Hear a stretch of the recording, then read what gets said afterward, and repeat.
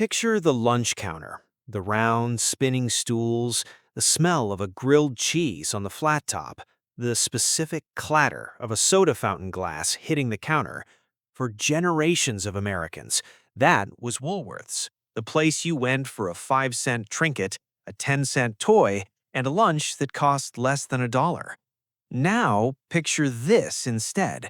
In 1913, the founder of that same nickel and dime store walked into a New York bank and paid for the tallest building in the world, the Woolworth Building, 792 feet of Gothic limestone towering over Lower Manhattan, in cash, $13.5 million, no loan, no mortgage. According to Frank Woolworth's own biographers, he wanted people to see the building and know exactly who had the money to build it. Think about that contrast for a second. A company that made its fortune selling items for a nickel and a dime built one of the most expensive buildings on Earth without borrowing a cent. By the late 1970s, Woolworths was, according to the Guinness Book of World Records, the largest department store chain on the planet. Today, there isn't a single Woolworths 5 and dime left in America. In the next few minutes, we'll cover how Frank Woolworth built an empire out of nickels, how it grew into one of the most recognizable retail names of the 20th century, and exactly what went wrong, because a company that once seemed too big to disappear from every main street in the country still, eventually, did. But it started with a failure. Woolworth's very first store didn't even survive 3 months. In February 1878, Frank Winfield Woolworth was a low-paid dry goods clerk in Watertown, New York, a man one journalist later described as a fourth-rate salesman in a fifth-rate country town. He borrowed $300 from his boss and opened Woolworth's Great 5-Cent Store in Utica. It failed within weeks. Most people would have stopped there. Woolworth didn't. He tried again in Lancaster, Pennsylvania in June of 1879, and this time he expanded the idea, adding a section for 10-cent items alongside the nickel goods. That single tweak worked. It gave customers more to buy without losing the store's identity as a place where nothing cost too much. Here's something most people don't know about Woolworth. He used to visit his own stores unannounced and try to shoplift just to test whether his employees were paying attention. Managers who caught him doing it sometimes got promoted on the spot. By 1911, Woolworth convinced 4 rival 5 and dime chain owners, including his own brother and cousin, to merge their stores into a single company. Nearly 600 stores became one corporation overnight, the F.W. Woolworth Company. That's the real engine behind Woolworth's rise. Not just cheap goods, but consolidation, buying in massive bulk, negotiating directly with manufacturers, and cutting out the middleman. Let Woolworths undercut nearly anyone. By 1919, the year Frank Woolworth died, the company had roughly 1,200 stores. It kept growing for decades after him, eventually operating in Canada, Mexico, England, Germany, and Australia. By its 100th anniversary in 1979, Woolworths was, by some measures, the largest department store chain in the world, a company so deeply woven into American downtowns that it also became the site of one of the civil rights movement's defining moments, when 4 black college students sat down at a segregated Woolworths lunch counter in Greensboro, North Carolina in 1960. Woolworth's decline didn't happen because people stopped liking 5 and dimes. It happened because the entire category of store the company had invented got swallowed by something bigger, and Woolworth's own attempt to compete in that new category quietly failed underneath.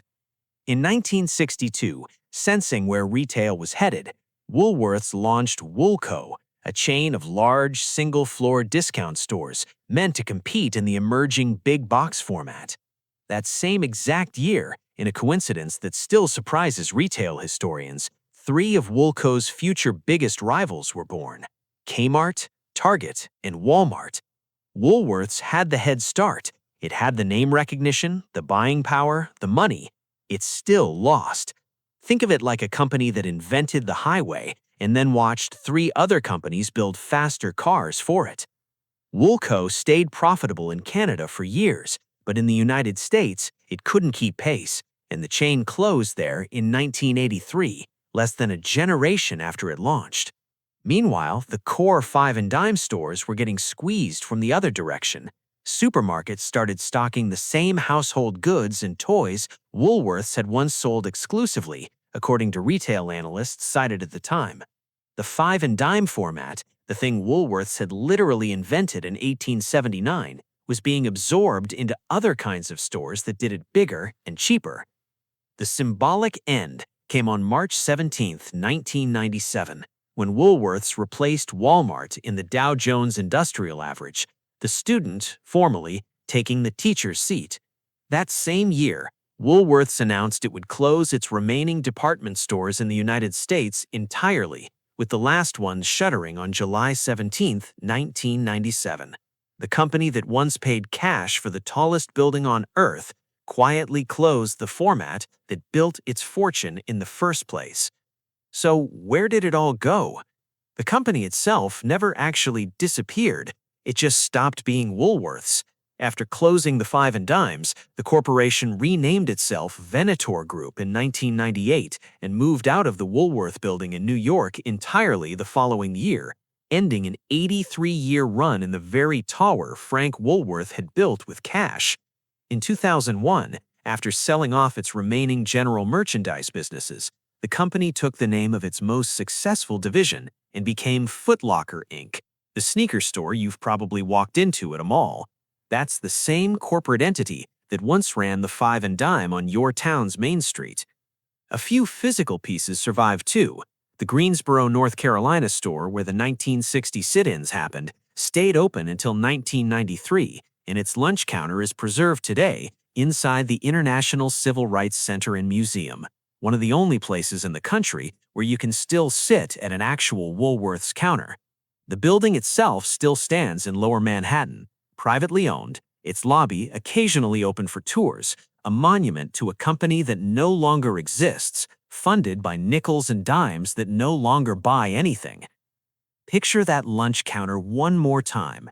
The spinning stools, the smell of the grill. It wasn't just a place to eat, it was one of the last rooms in America where a 5 and dime store's whole promise still held. Everyone, regardless of what was in their pocket, could afford to sit down. Woolworths didn't lose to one rival. It lost to the entire format of shopping it invented, copied, scaled up, and eventually left behind by the very companies that were born the same year it tried to keep up. If you liked this one, subscribe for more vanished chains. We're working through the ones you grew up with, one story at a time. Next time, whatever happened to Kmart, the chain that beat Walmart to nearly every innovation and still somehow lost the race? If you remember Woolworths, what do you remember buying there? Or what did the lunch counter actually look like? Tell me in the comments. The building's still there. The name isn't. That's most of retail history in one sentence.